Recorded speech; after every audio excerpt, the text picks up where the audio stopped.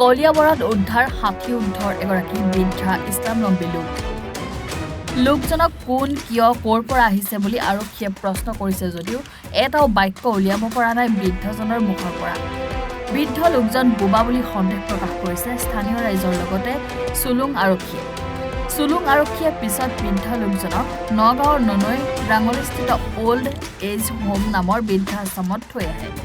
যদি এই বৃদ্ধ লোকজনক গাঁওবাসী অথবা পৰিয়ালৰ লোকে চিনি পাইছে তেনেহ'লে 8724091658 নম্বৰত যোগাযোগ কৰিবৰ বাবে আহ্বান জনাইছে চুলুং আৰক্ষী আৰু অল্ড এজ হোম কৰ্তৃপক্ষই।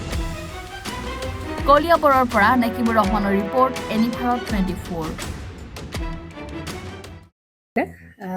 জুবিন গাৰ্গৰ গীতসমূহৰ ওপৰত আধাৰিত গানে কি আনে নামৰ এটা সুন্দৰ অনুষ্ঠান আপোনালোকৰ ওচৰলৈ আহি আছে অতি শীঘ্ৰে।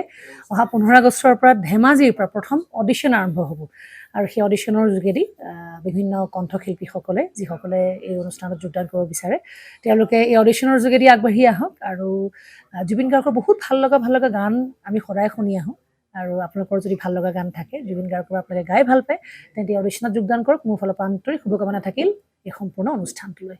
ধন্যবাদ।